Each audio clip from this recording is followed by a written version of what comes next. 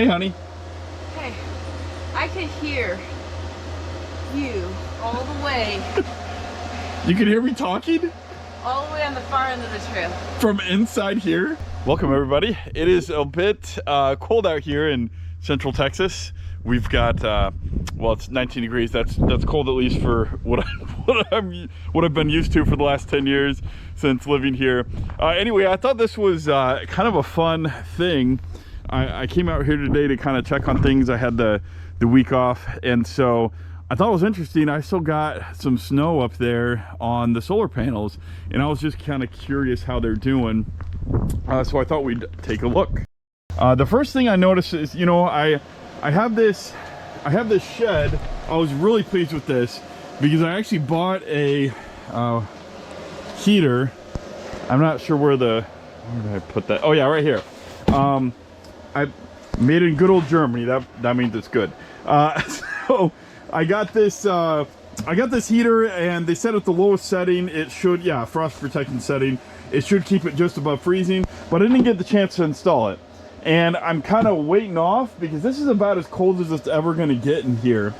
And what I did was I put a little thermostat switch up there that basically temperature setting of 70, it'll turn, it's got two different outlets, one for cold and one for heat. And I wasn't planning on hooking up that into there. I was just going to hook that into a wall outlet.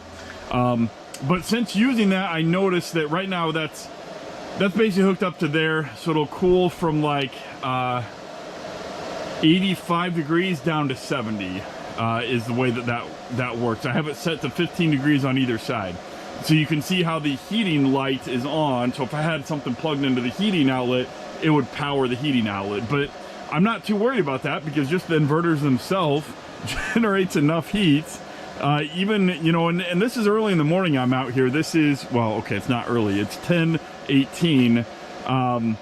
But last night, you know, it was, you know, it's been cold for a while is the point I'm trying to make. I think it's been below freezing for 36 hours or something like that at this point. And the shed, you know, is holding its own at 46 just based on the heat generation of the inverters. And so I thought that was interesting. I guess I don't really think I even need a heater in here. I'll still probably install it because I still plan on putting a desk somewhere along the wall there with a computer once we move out here. This will be my office space, probably my sleeping space up there I'll make for me. So just kind of more of a comfort thing. But as far as like an equipment thing, I don't actually think I need heat. I think this generates enough heat to keep it above freezing, which is really all I was worried about initially. I did think this was interesting. Let's come over here. So it'd be great if I had internet out here. I do not yet. I thought about hooking up a phone to a router. That's what I use at home because I'm cheap, and it's, you know, I use my cell phone as my internet plan when I'm at home, and it saves me like 50 to 80 bucks a month. That's what internet was costing us. So, and we only had one option. So that's, you know, I mean, that saves us, I think it was $80 a month when we severed service, and so that's saving us $960 a month just using my hotspot with Visible, which Visible says that they have unlimited. I think it's like $25 a month plan. I did the cheaper one, but I've been using that hotspot for a while now, like going on 6 months, and that's a great cost savings. I think more people should do that. It's a hassle, but I'll save $1,000 a year doing that. Anyway, I don't have internet here, but I did hook up this, so many red and black wires. I did hook up this thing. It's called a Solar Assistant. I can link the website later, and you know, I should probably give a review on it at some point, but it's a really great monitoring. It's a third-party monitoring system. The newer, the EG4 does have a modem with like 4 or 5 years service for like $100, which would have been perfect for the newer model of these.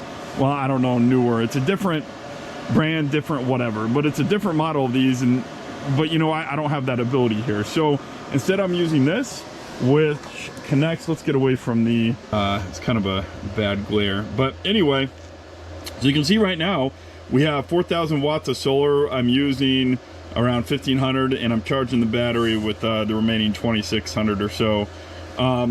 So this app is pretty cool. It tells you like the amount of time, right? Like I'm charging the battery at a rate of plus 17% an hour, even with me using the electric heat and the propane heat and the blower inside the RV, which, I mean, it's not a lot, but I was surprised how well we were actually doing with the solar panels with all the snow on them. So that was interesting. I am interested though, based on the time of year, we can look up, let's see, I want to look back. I'm a little bit unfamiliar with this, I forget. Let's look at the last 7 days. So it looks like yesterday they were probably covered with too much snow, or it was cloudy. I can't remember the state of yesterday. It might have been too cloudy, so that might be what we're seeing there, why it's, you know, it never really got very high. I don't think they have a power. Oh yeah, there we go, power. So that's power on my tracker 1, and I have right, inverter 1 and inverter 2 have tracker 1. Only my inverter number 2 has the tracker number 2, because I only have 3 strings.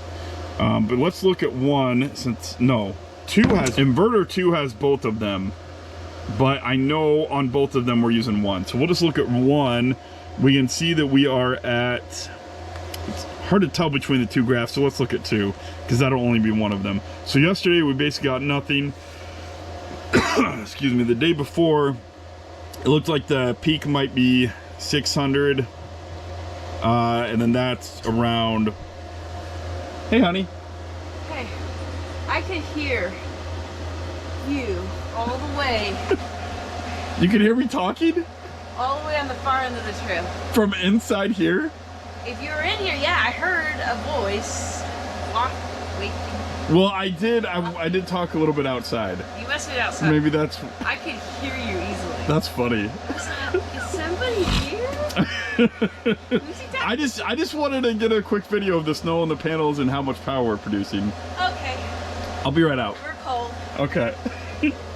So anyway, I just wanted to show, and it looks like maybe a drop of 40% or so, based on what I see there. Looks like maybe close to 40%. I'd have to go back and look. You can see yesterday, where is, yeah, obviously nothing on the grid because I'm off grid. There's power, bus. Let's go back to battery. It looks like yesterday it didn't charge all the way. That was at 11. Yeah, so that was right at 9:30. So that was in the morning. So let's look at, it looks like the best we got was, yeah, 60% charge.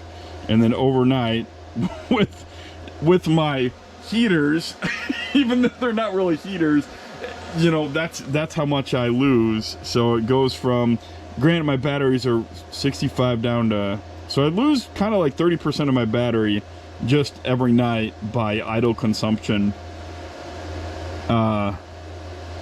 I do have a few lights running, which isn't a lot. We can go to the load.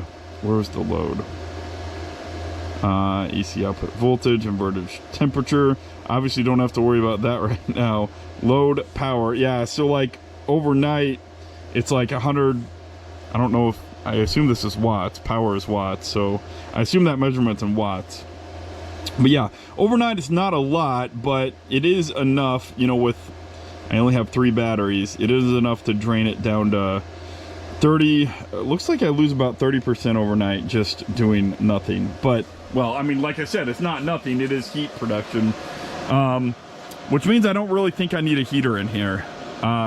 So those are my batteries. I do need more batteries. I've always known it's the weakest point of my system. But even out here, I've had them for half a year, 3/4 of a year, and they have never, they've never discharged all the way. They discharge all the way once, but it's because I use them improperly. Just with this setup where you know, I kind of charge them to full capacity before the sun goes down or close to it. And then with whatever, you know, if you have a cloudy day or something that, you know, you don't get a full charge on the battery before, like we almost didn't charge the battery at all. It's like all the sun did was basically prevent more battery loss. That's all we did that day. So yeah, I don't remember yesterday. I might want to look up the weather forecast. I don't know if we were sunny, but it was the snow on the panels that caused that, or if it was really just a cloudy, miserable day yesterday. I don't remember. But anyway, I just wanted to cover that. This is a really nice little app. It's got a lot of data on it for tracking. You know, and like I said, like it tracks this off grid. It doesn't necessarily need to be connected to a cloud to be able to store this data. It has its own SD card in there. It just uses a Raspberry Pi. And then you basically buy the software. And then they have a kit where you can actually buy the Raspberry Pi with their software loaded onto it. And I would love to mess with Raspberry Pis and programming them one day and stuff like that. Especially me loving Linux. They use, I forget which version of Linux. I think Raspberry Pi derived from Debian. I can't remember. Anyway, it's you know, as much as I love computers and Linux, you'd think I'd mess with it. But anyway, I haven't. So I just bought that kit all in one. It's pretty good deal for tracking data like this. And this is exactly why I wanted it, because I don't have internet.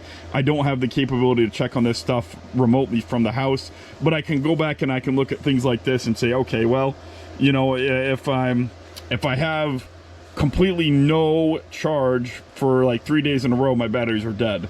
So that's something to look out for. Anyway, I just wanted to show you that real quick. I hope you guys enjoyed, and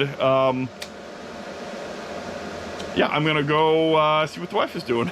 We're gonna spend a little time out here and have some fun. Not in the cold, inside. I'll see you guys later.